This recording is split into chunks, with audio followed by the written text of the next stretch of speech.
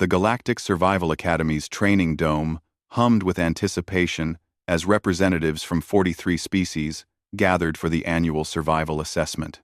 Instructor Zekthor, a towering Krolix with chitinous armor and 6 calculating eyes, stood at the center of the staging area, his mandibles clicking in satisfaction. "Attention, cadets!" His voice boomed through the universal translator. "Today's exercise is simple. You will survive in a hostile environment for 72 standard hours. No weapons of any kind are permitted. Only your wits, your species' natural abilities, and the equipment provided. 1-1-1-1-1-1. Anna Martinez adjusted her standard-issue jumpsuit and caught Leo's eye from across the assembly. Her fellow human grinned, and she knew that look.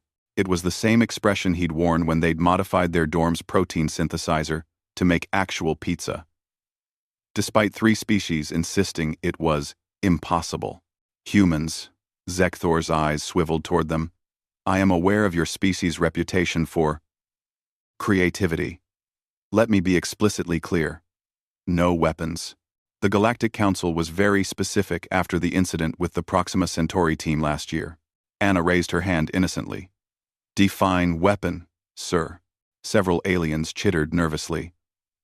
The Valerian next to her, a crystalline being named Shara, whispered urgently, "Don't antagonize him. Humans always antagonize the instructors." "A weapon," Zekthor said slowly, "is any device or implement designed or modified with the primary purpose of causing harm." "Got it," Leo said cheerfully. "No weapons." 71 hours later, Instructor Zekthor stood in the observation center, his mandibles hanging open in what could only be described as shock. The holographic displays showed the status of all participants. Most had established basic shelters. Some had secured food and water. 3 teams had already triggered their emergency beacons. And then there were the humans. "What?" Zekthor said slowly. "Am I looking at?" His assistant, a 4-armed Quentian named Mira, consulted her datapad.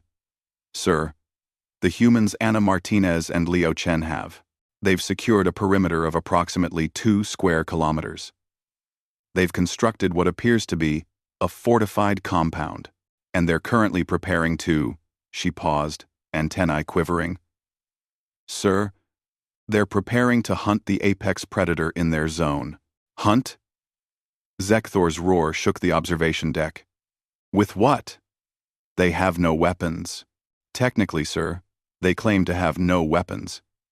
They have, however, created 47 distinct implements from the provided equipment and environmental resources." Zekthor pulled up the detailed surveillance feed.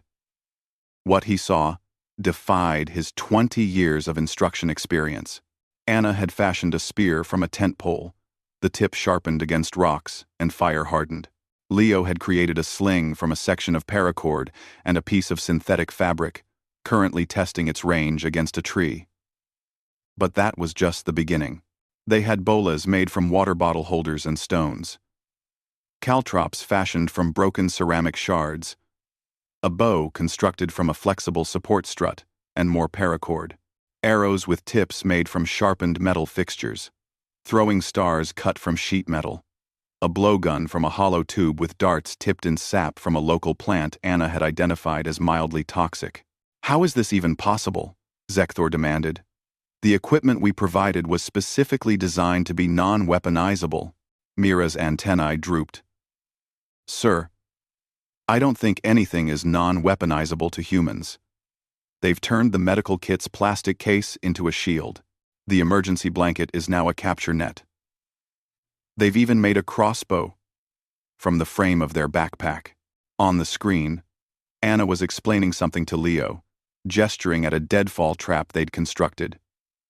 "You see," her voice came through the audio feed, "humans have been making weapons since we lived in caves. It's literally in our DNA. You give us sticks and rocks. We make spears and axes. You give us metal and string. We make bows and swords. You give us approved survival equipment. We make everything." Leo finished, fitting a stone into his sling. We make everything into weapons because, on Earth, everything wanted to eat us, poison us, or kill us. So we learned to return the favor. Zekthor watched as they approached the Thralax, a 6-meter predator that had already caused 2 alien teams to evacuate. The creature was formidable, with razor-sharp claws and armored hide. Anna and Leo didn't seem concerned. On 3, Anna whispered, holding her spear. Leo had his sling ready.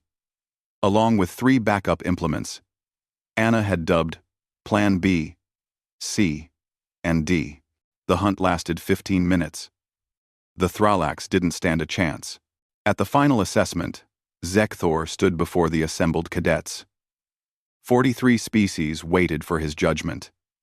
He cleared his throat. The humans, he began, have scored the highest marks in survival, resource utilization, and tactical adaptation in the Academy's history. He paused. They have also received the Academy's first-ever citation for excessive creative interpretation of regulations. Anna and Leo stood at attention, trying not to smile. Furthermore, Zekthor continued, mandibles clicking in what might have been amusement, the Galactic Council has requested that humans be permanently assigned as survival instructors for all species who may encounter hostile environments. Apparently, the Council has decided that if one human can create 47 weapons from standard equipment, we should probably learn how to do at least 10. Shara, the Valerian, turned to Anna. How did you know to do all that? Anna shrugged. We're human. We've been the underdog on our planet for millions of years.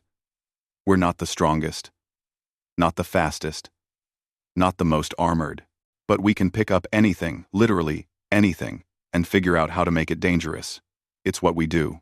Leo grinned.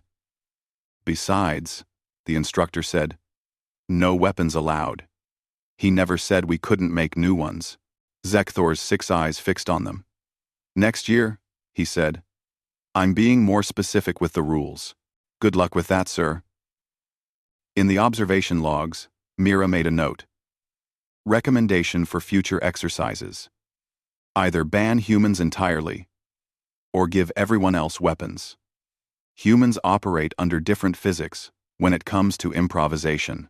Zekthor signed off on the report, then added his own note. Or, perhaps we should all be grateful they're on our side. The end.